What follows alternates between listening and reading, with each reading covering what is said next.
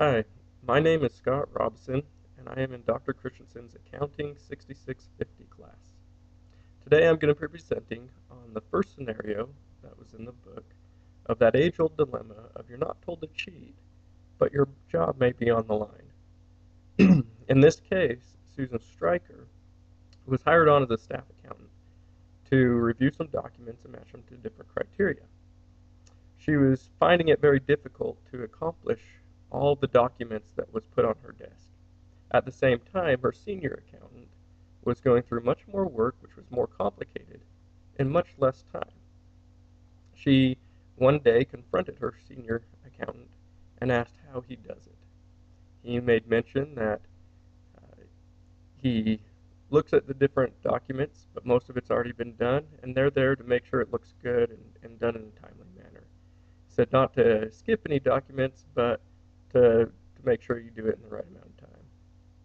This both relieved but disturbed Susan, so she asked some of her friends what they would do in this situation. This is a very difficult situation to be placed in. You want to do a great job, but at the same time, you need to be efficient. And so Susan was placed in this moral dilemma of do I cut corners or do I do what I know is right? Um, in this situation, it's very difficult to say what I would do compared to what I would actually do. At the same time, I know that I would want to make sure I kept my job because I have a family depending on me and I need that income. At the same time, um, you have those moral standards that you have to live to. It's definitely much harder of a decision when you go to your senior um, elder, someone who's been there longer, and yet they are giving you instructions as to do something that is either cutting corners, making your job easier, something that you don't really feel right to do. In this situation, what I would most likely do is um, to do the work the best I could in the amount of time I was allotted. When that time was ran short, came up, I would then go to my management and see what they would want me to do.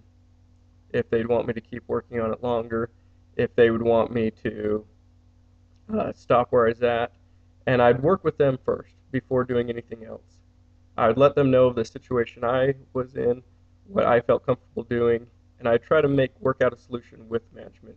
I wouldn't try to do this on my own or go around anyone's back to do it, but work it out together so that there was that clarity, that transparency.